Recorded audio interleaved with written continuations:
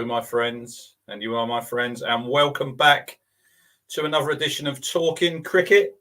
Title for the show tonight is Stokes Holds the Key. So joining me tonight is Ian. He'll be in a minute. Firstly, if you are watching this live on YouTube, please hit the like button. Please subscribe as well. Also, we are on Twitter. We've got our own cricket page at One Talking Cricket. If you want to pop over there and give us a follow, that would be appreciated. Also, Ian is on Twitter at Lofted On Drive. I think that's right. He will correct me. Give him a follow. Put some fantastic stuff out. And if you want to follow me, at the Cruncher 76. So tonight, Brandon was going to be with us. I don't know where he is. He might join us at some point. He apparently is my vice captain. He is on the verge of getting sacked. So without further ado, I will bring in Ian because I can always count on Mr. Davis. How are you doing? I'm all well. I'm not too bad. I've been better, but busy day today. So I was.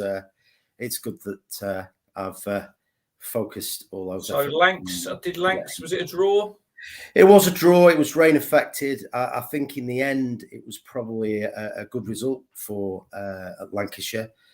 Jimmy had a bit of a run out. He got 6 wickets. Bahanan got 30 odd. Yeah, it's a fair result. I think at one stage, because I think we 350 or whatever it was, they'd said we're never going to get that. So yeah, happy with the draw. But they're in reasonably well placed. I think we're third on 58 points. But we've played a couple of games. We've played a game fewer than Surrey and Hampshire. No, Matt Parkinson, was he rested? Did they rest him? I believe so. I believe he had I think it was something as well to do with the wicket favouring. He's had a good start. He had a good start, hasn't he, in the first 2 games he's played in? Brilliant. Yeah, I mean, he's got to. The thing is, he's got a point to prove. I know we've done the Matt Parkinson thing to death. And it's not just Lancashire. We will come back to that, I'm sure, when the first test squad is picked. I'm really hoping that he's going to be in there. Now we've got the regime. But Essex had a draw in, bit lucky. Batting is not very, very good. I expected Northants to roll them over today, but Paul Walter, I think, got 93 and they hung on for a draw. So it's a win, a loss and a draw so far, but not the best start. They should have signed an overseas batsman, in my opinion. Yeah, it's a good show. Anyway, the reason we're here tonight is on Thursday, we'll have a little bit of Rob Key chat later, see what Ian thinks of his appointment. But Thursday, Ben Stokes was named as the new captain of England, a 30-year-old all-rounder who has 5,061 test runs, 174 wickets in 79 tests, had been vice-captain across 2 spells since 2017. We always know why he was been the first time, obviously the incident in Bristol. But Rob Key said he got no hesitation in offering the role of test captain to Ben. Now, we did talk about it when, what was the last show we done, Ian? I can't remember. We done one a couple of weeks ago, didn't we?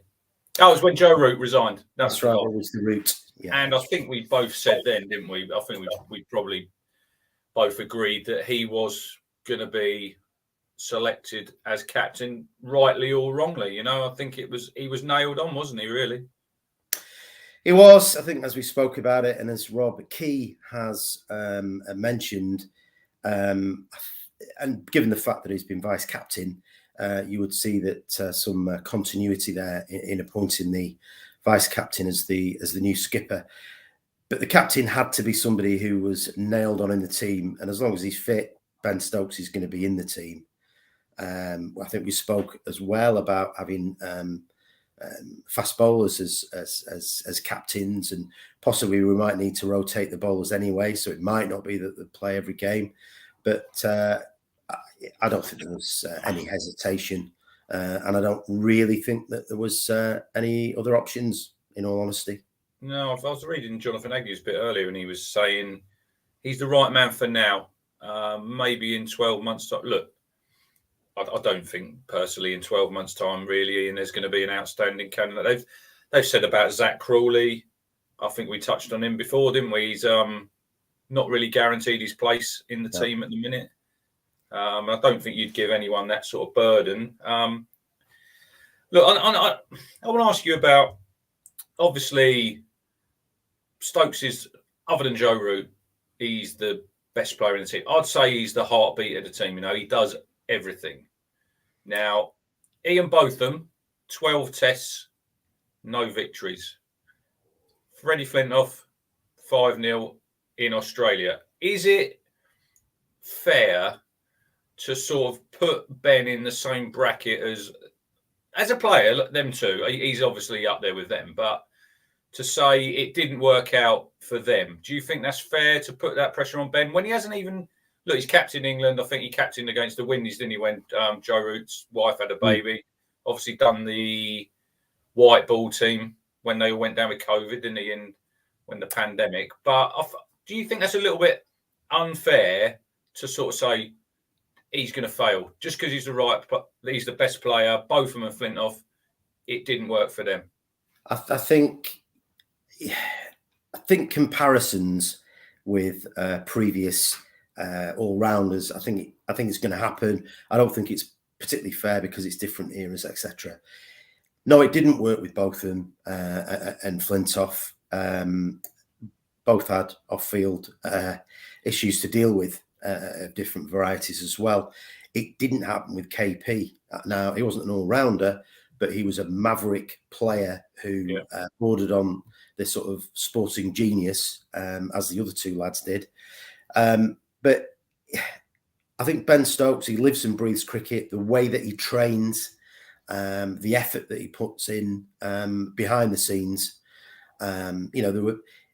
He'll play when he's half fit, strapped up and, on painkillers or whatever. I think he's the kind of player, the kind of sports person that English fans like, because he wears his heart on his sleeve. And he comes up with the goods, he makes the special happen. He's box office. He has got a good cricket brain. And, I really hope it works out for him. I think it is a little bit unfair. I think the comparisons are a little bit obvious. But we'll see what happens. I think everything that surrounds the England camp, I think it's going to be very positive going forward. We don't know who the coaches are going to be. I say coaches because it looks like it's going to be split white ball and red ball. You've got Kirsten and Simon Katic. They've sort of mentioned, and Otis Gibson, I think, for the Test team. I did hear they reckon Collingwood, Ian might be, because he's obviously helped out with the one-day team. That probably, I would think at the minute, is probably the right way to go. I'd have thought. I think going forward, the white ball team, I think when Owen Morgan packs up, I think he'll be perfect as coach. But getting back to, there's a really good comment there from Steve H in the chat. He says Stokes has absolutely nothing to lose, everything to gain with what he's inherited, because he says good appointment, because we are at the bottom of the barrel, aren't we? The only way is up. Yeah, we can't go any further. I mean, all our efforts, need to be focused on the 2nd of June against New Zealand at Lords. It's not going to be easy. Test cricket isn't meant to be easy. New Zealand, obviously, the test champions, whatever the terminology is there, and they've got to be looking forward to it. And the preparation, I think they've got to get the people in place. They've got to get the red ball coach in place, not so much the white ball coach, but they obviously need to sort of do something about that. And they need to there's various other posts that need filling, including if rumours are correct, and if what Rob Key has said before his appointment as a pundit, going back to a chairperson of selectors. Yeah, I've got that. Right down here on my list. We've discussed about that. I think that's the way to go. It's another burden. It was a burden for Silverwood and Root having to be sort of. They're always going to be involved in selection, but leave that to somebody else. Obviously, there'll be communication, but the more help that they can get, the better. Yeah, it's probably unfair on Silverwood, really, to burden him with that, wasn't it? Really, he's out look, they made some poor decisions. We've discussed this on it before. Thinking Australia, I think now it's if I'm looking at the summer, so we've got 2 tests against the Kiwis, that one remaining test from India. Yeah. Then I think we've got, is it 4 against South Africa? I think we've got. I scribbled a couple of things down just in case. I think we've got 3. I think it's from the 17th of August. We've got South Africa at Lords, 25th at Old Trafford, and the 8th of September at the Oval. So I think we've got 3 tests against New Zealand. We then got the India on the 1st of July. I think there's only 2. I think there's only 2 against New Zealand. Yes. Yeah. You're absolutely bang on. Yeah, it's one at Lords and I think one at Trent Bridge. Yeah, sorry. So it is 3 tests, but it's 2 New Zealand, 1 India. 3 2020s against India and 3 ODIs. That's July. And then we've got 3 ODIs against South Africa, 3 2020s and 3 tests.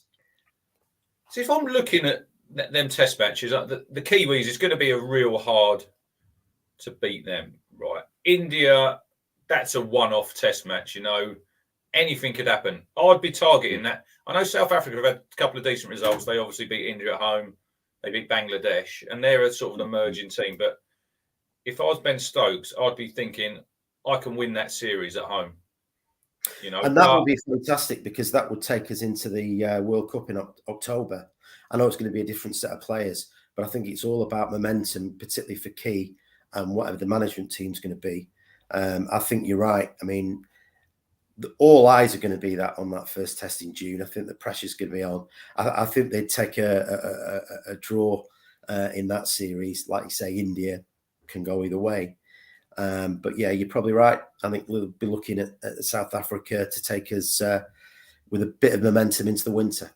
I think that's what we need to do. Like, pick your best. Rob Key did say that when I was listening to him the other day. Pick your best team. I think the trouble with us over the last couple of years, we put all them eggs, don't we? We said on here before about the Ashes. We pin so much on that. And I think we take the eye off the ball in with these other series when I think it's all about the next series in front of you. Don't get too far ahead of yourself. Pick your best team all the time. And I think the rest and rotation, I think that'll go out the window. I know, look, with COVID, with the pandemic, it was probably needs must, I suppose, then, people sort of mental health, seeing the families away from home, being locked up in hotels. But I think going forward now, let's pick the best 11 we can get on that field to win that test match. And if, like, the next test, you have to make some changes, the wicket's different, so be it. But I think he'll have the core. Look, he's going to bring back Jimmy. He's going to bring back Stuart Broad. I think it's pretty obvious now, and I don't know what you think, but I think it was pretty obvious it was Andrew Strauss's decision to leave them 2 at home for the West Indies. I don't think Joe Root had anything to do with that because he would have probably wanted his best team. No, and I think it's very professional of Joe Root not to say, well, it wasn't me. It is collective responsibility. I think what they fell foul of was, particularly after such a horrendous Ashes series, I think they underestimated the West Indies in the white ball and the red ball. I think we've spoken about that before. Yeah, definitely. I think leaving Broad and Anderson out with one eye on continuity and seeing what other people could do, 2 of whom were fairly injury prone, unfortunately. I think they were being too clever. I think they were looking at sort of strategy, continuity and things like that. So I can understand the conversations that are being had about you play your best team. It sounds obvious because it is obvious. You have to play your best balanced 11. Obviously, if the wicket is turning square, you might play 2 spinners. We're not going to get that in this country. You might get that in the subcontinent. But, so it is horses for courses in that regard. But, form's obviously is key. No pun intended. Obviously, Anderson and Broad have been having a run out in the counties. They are contracted to their counties, so they should be playing cricket for the counties because county cricket is where they're going to get their practice for the test matches, playing over the longer format. in addition to that, with all the criticism of county cricket, the England players need to be playing in county cricket in order to up the standard. So I think there's one or two names that have come out of the county pack early on for me that are worth having a look at, because I think there are places in that lineup that could be filled. Who have you got your eye on? Who have you got your eye on? Well, I've always quite liked Nick Gubbins. I hope somebody's not going to correct me in the chat and tell me he's South African or something, but I think he is English. I think he is English qualified, yeah. And obviously, it is on record my thoughts on Bahanan, because I think he's got the temperament. I think I had him in my squad. I think for the West Indies, if we watch back, I had him. It was interesting, Rob Key, because I had this guy in my squad. I think for the West Indies, Joe Clark. I think it's well documented what went on there. But like he said, and he's right, he's sort of, that's all gone. We have to move on. I know he's playing, I don't know what you think, Division 2. He's not playing Division 1. Does that really matter when you're picking your England? Would it matter to you, or would you'd know what he could do? He's played in Division 1 before. You would know what he could do anyway. Yeah, I mean, the thing is, we can't have it always, can we? We can't just have one big Division 1 because they've gone away from that.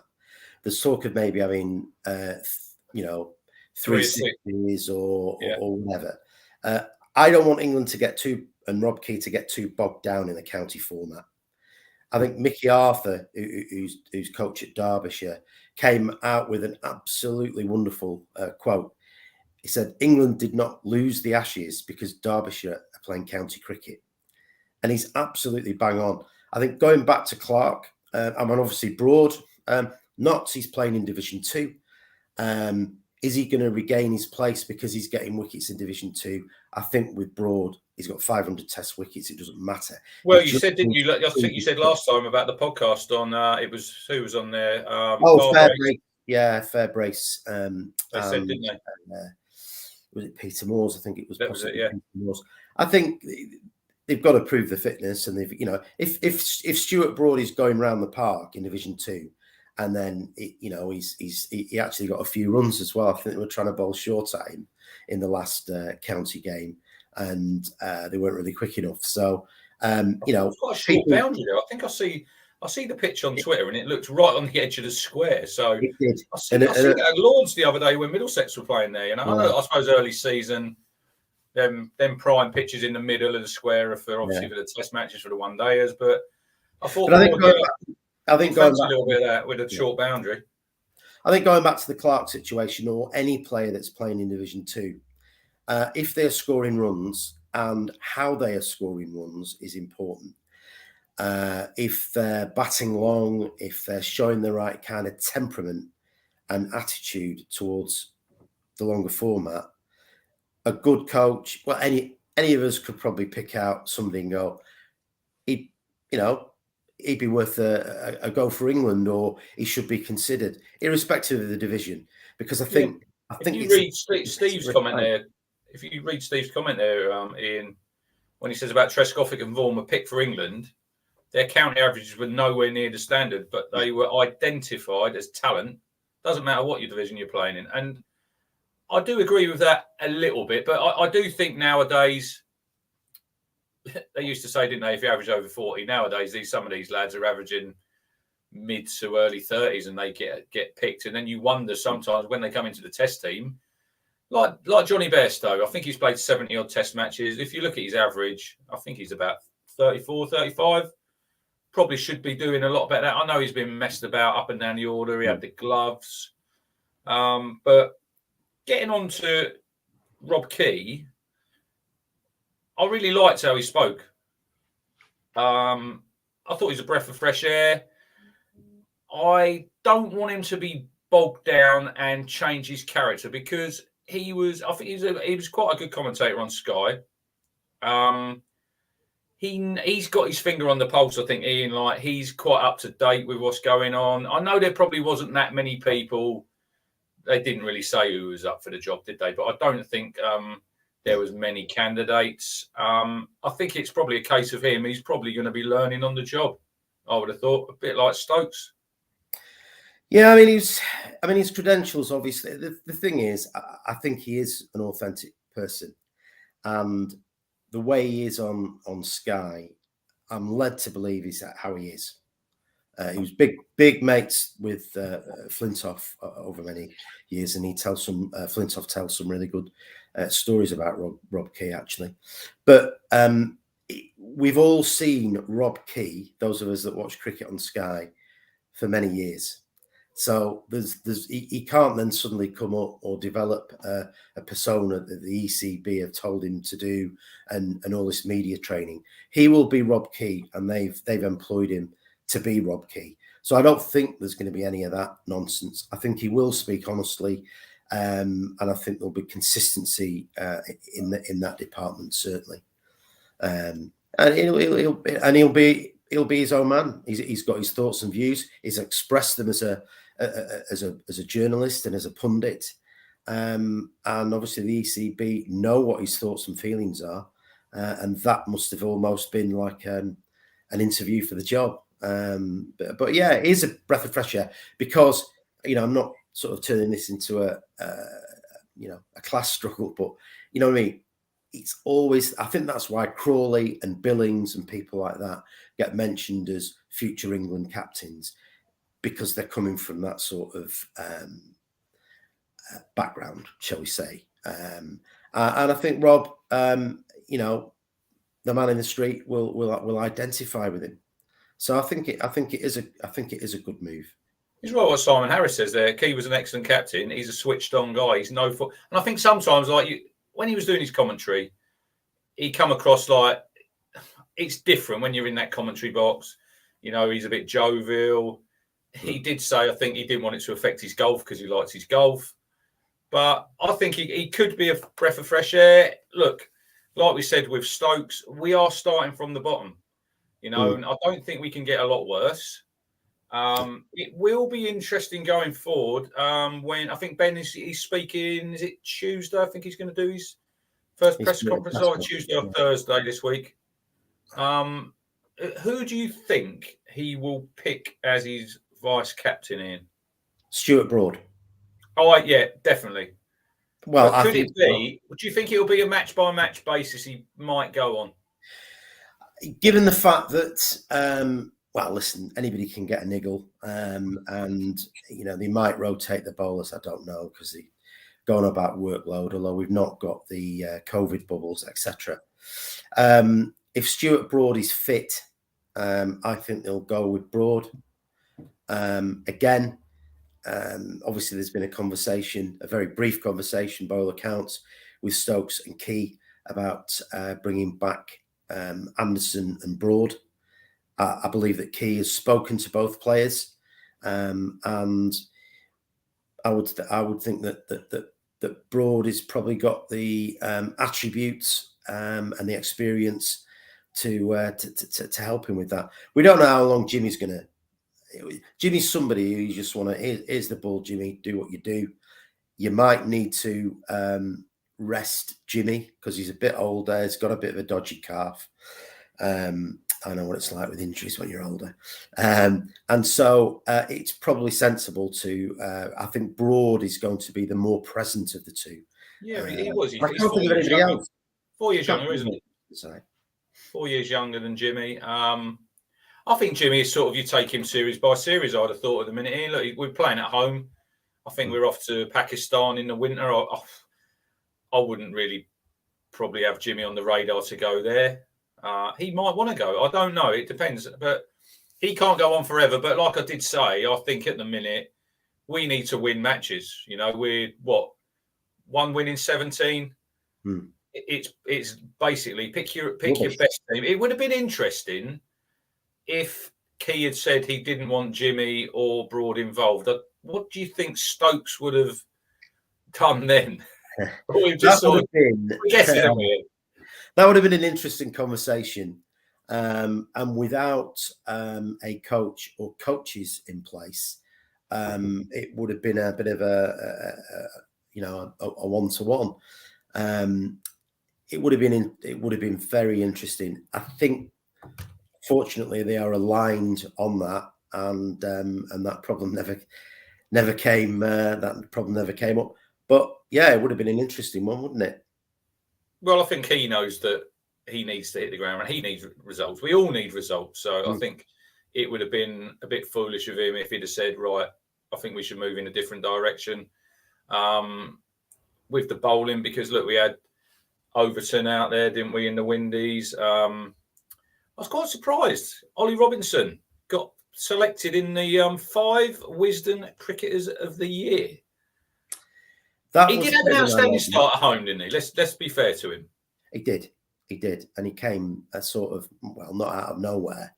But yeah, I mean, it's judged on that calendar year, isn't it? There was obviously issues about conduct on social media in the past, and the necessary action has been taken there.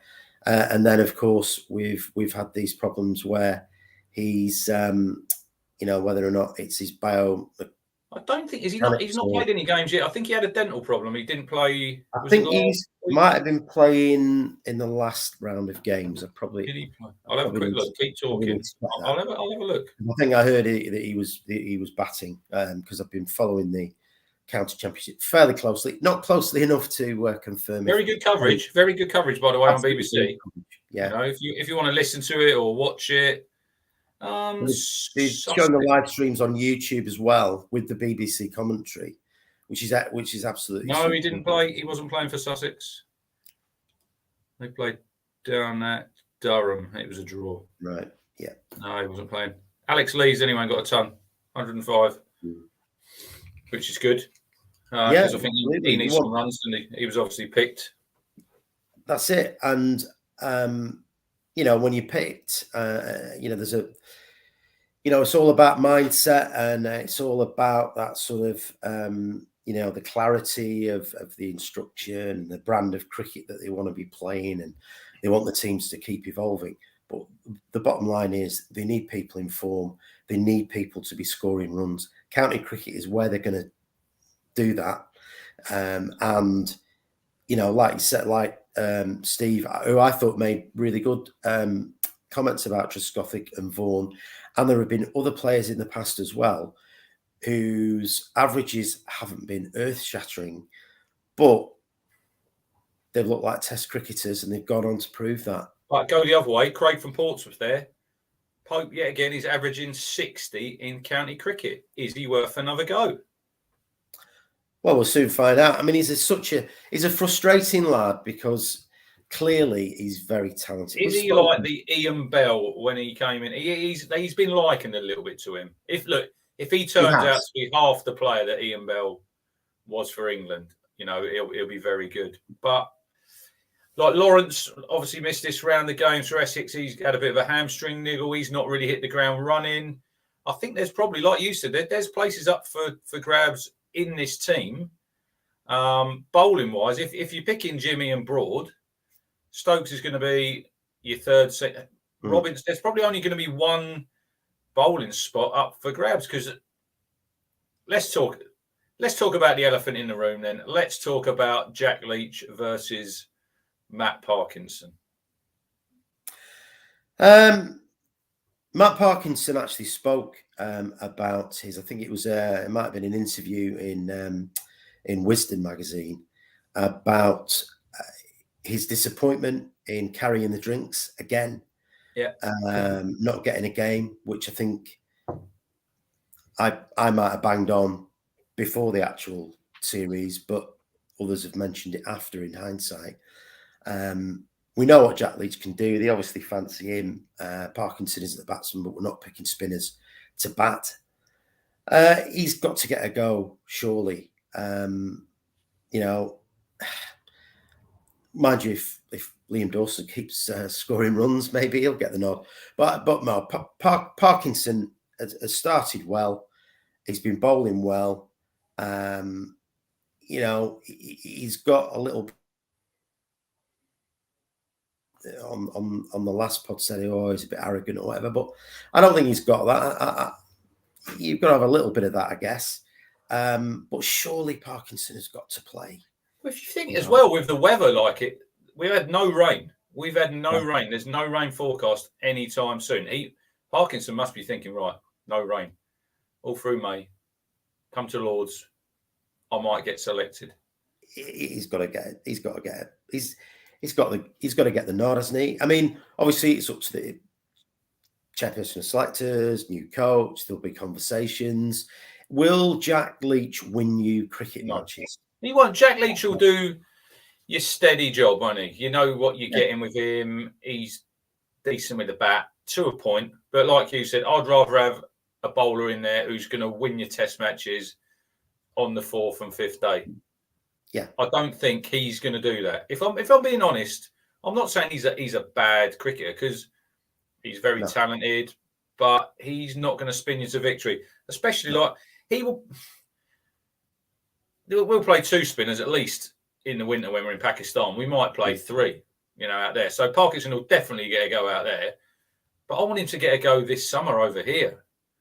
Let's chuck him in. We've got nothing to lose. Like we said, we know what this team can do. We know what certain players can do. It's all about. This is why it disappointed me, and we spoke about it on a couple of the shows previous. They took him to the West Indies, and what Jack Leach can do, and they're saying it's a red ball reset. Well, if it was a red ball reset, you should have been playing the Parkinson in at least one of the games.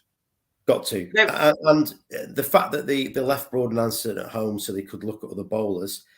I know primarily they were looking at seamers, but if you're going to use the West Indies as he did almost as an experimentation type tour, then experiment. I like Jack Leach. He's a good cricketer. I think he's pretty good at what he does, and when he does it really well, I think he's effective. He's more of a containing bowler. He gets through his overs. He can take wickets. He has got a few. He did get a few wickets, but I don't dislike him. I think he's a good cricketer. There's a few. I think they're good cricketers. There's a few people here in the chat saying Parkinson is arrogant. Now, I'll tell you what. I don't mind that. I want someone who's a bit. Hang on, Shane Warne, greatest spinner of all time. Was he not arrogant?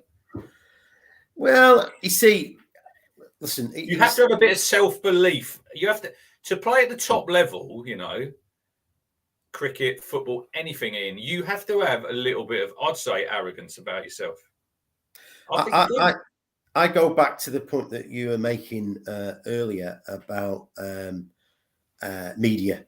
And will Rob Key change his sort of persona? I don't think he will. But so many times, whether it's football or whatever sporting thing that it is, I know they've got to be media trained, because you don't want a Chambers situation, do you, against Charlton when he was effing and jeffing on the live TV there. But I mean, that was just a bit of an error. But you don't want somebody to come and say exactly the same things that you want them to say. You want them to have a little bit of spark or a little bit of something about them. I personally don't think he's arrogant. I mean, I'm not too sure. Was it Stuart that made the comment? He's a Bolton lad, and sometimes that can be misinterpreted the way that he is naturally.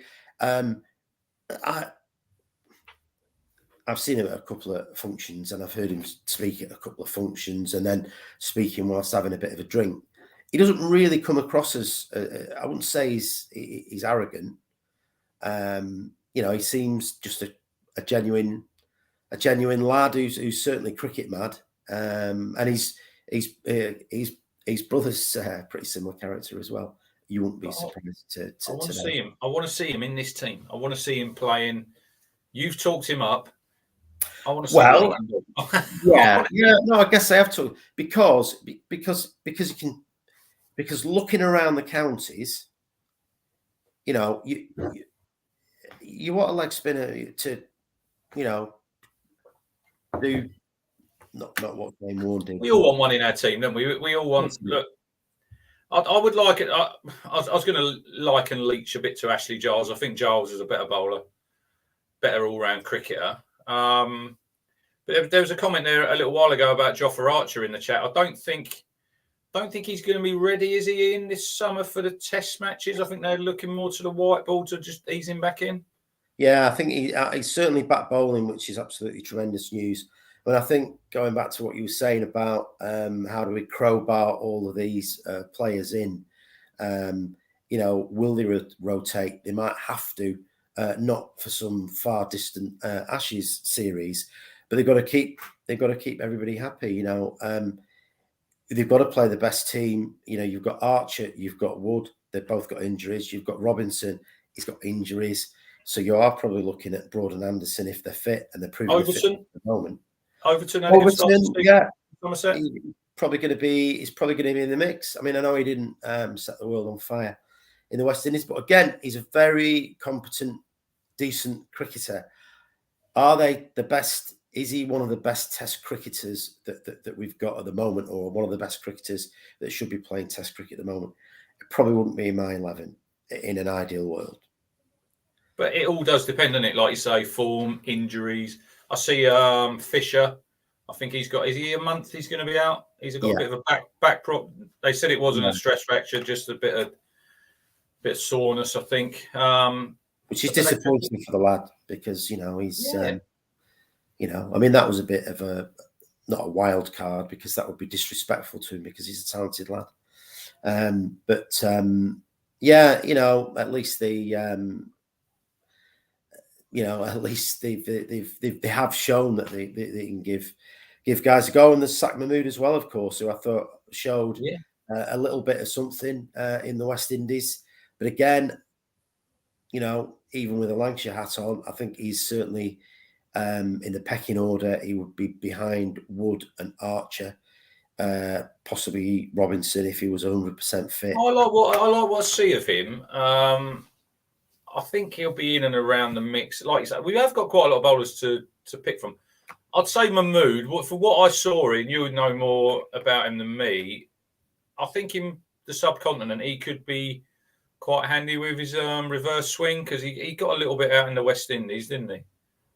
Yeah, I mean, the story of Sack Mahmood as well, when he was with Lancs as a youngster, I think he failed all these bleep tests, and he wasn't really fit enough, talking about Ollie Robinson and the work that he put in order to make the grade and come through the academy system, the player pathway, and into Test cricket.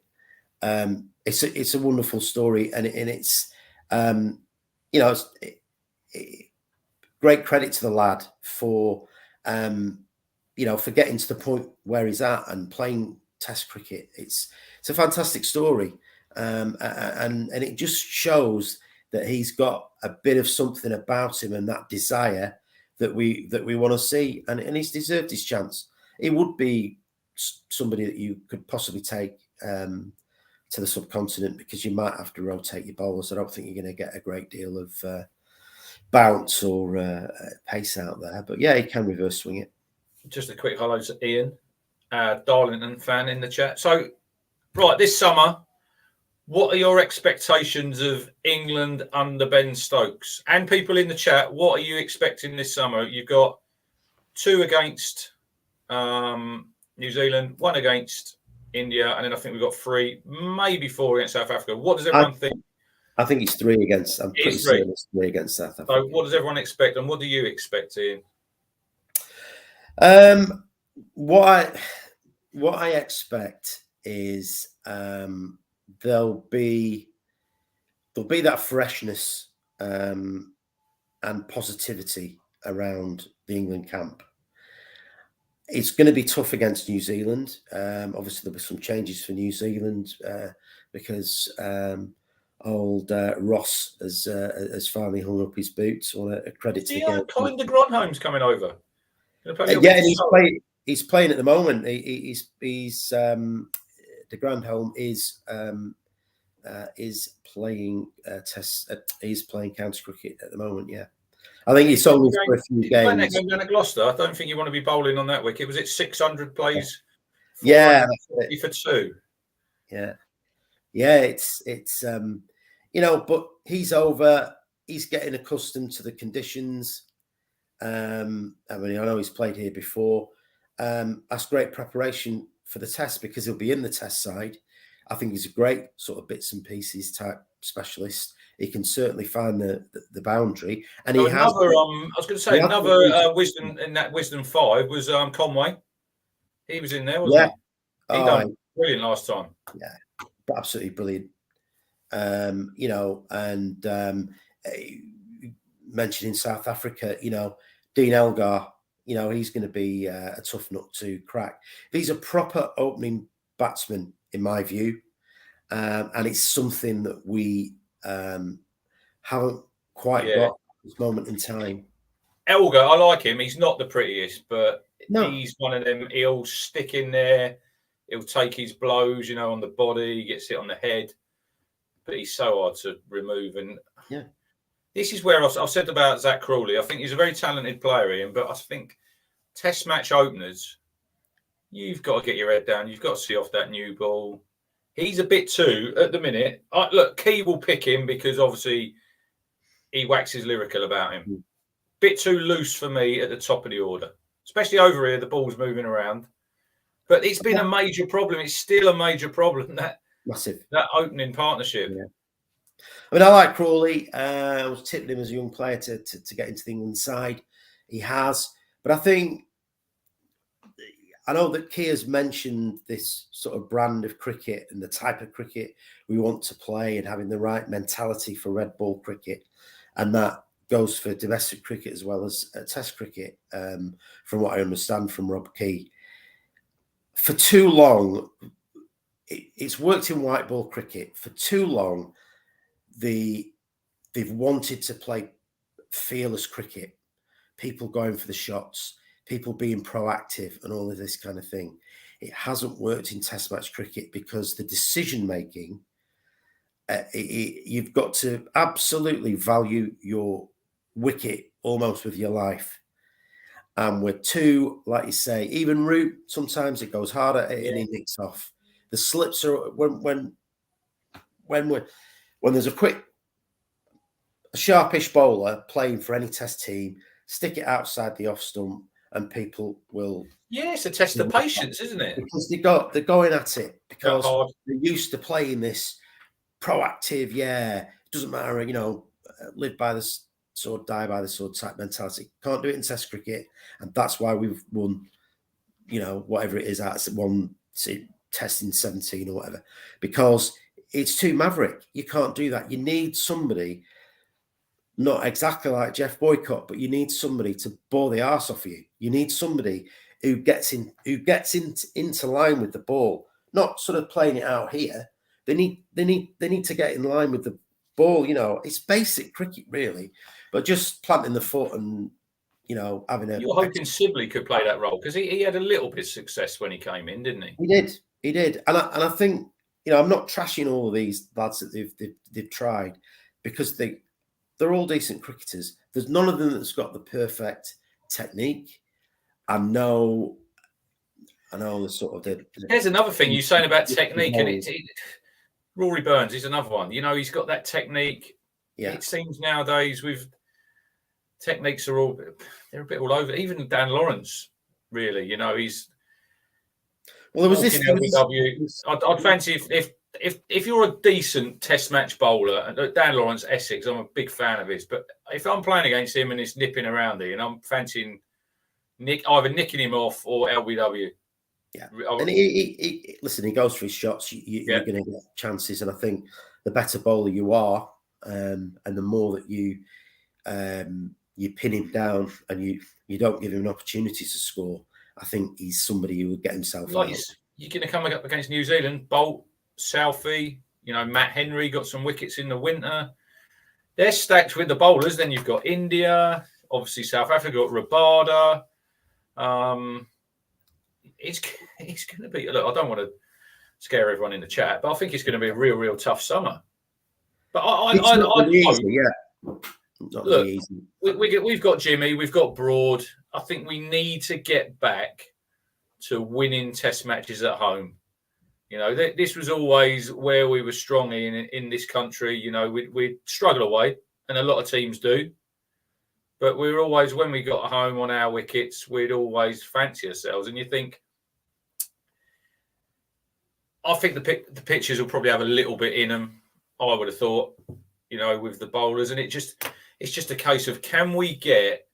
I think in England, look, if you get 350, I think you're in the game. But when you're getting rolled over for like 200, 220, which we have far too often, like you were saying, we're nicking off. How often are we like 50 for 4? Joe's got to come in and save us. It'll probably be Ben now coming in and save us. It will be an interesting.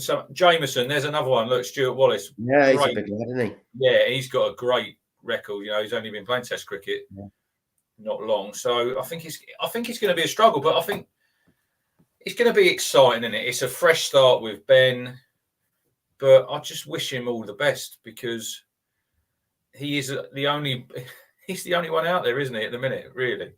Can he be our saviour? Can Ben Stokes be our saviour? Because he has before. He's done some wonderful things for England. We always remember Headingley. We remember the World Cup. Look at the 250 he got that time, down in South Africa when he absolutely blitzed them everywhere. I don't want it to hamper how he plays his cricket, the captaincy. That is an excellent point, because I think the likes of Cook and Strauss and Atherton, players like that, I think their performances whilst a captain were fantastic, really. And we've spoken about the Bothams and the Flintoffs and things like that, where clearly thinking about everybody else's game and perhaps not their own did affect not only their captaincy but their own performances. So it is a tough one. I mean, I think he'll relish the chance. I think he'll be immensely proud. I mean, he's been through some challenges, and he had to take a break from the game, which I know some people have mentioned that, and I've just mentioned it now, but that doesn't detract from this appointment. I think that he's managed to sort of get through that period of time.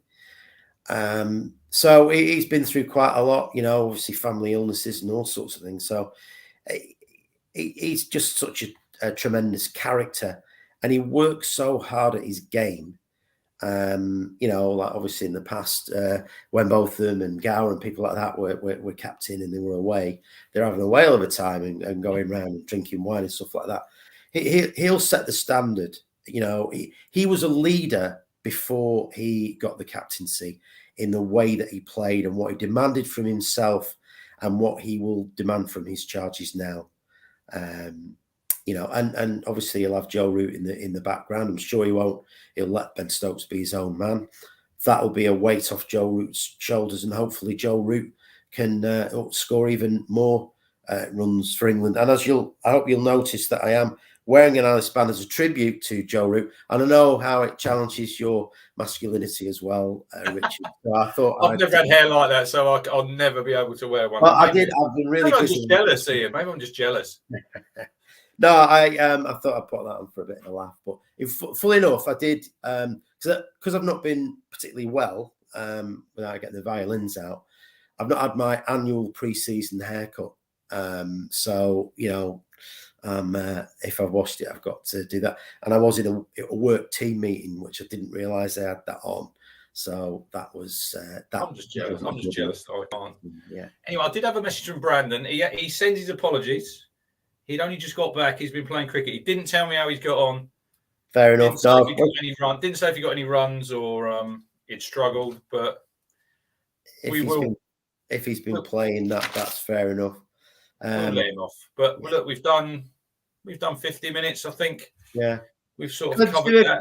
Can I just give a quick shout out to Brian Parr?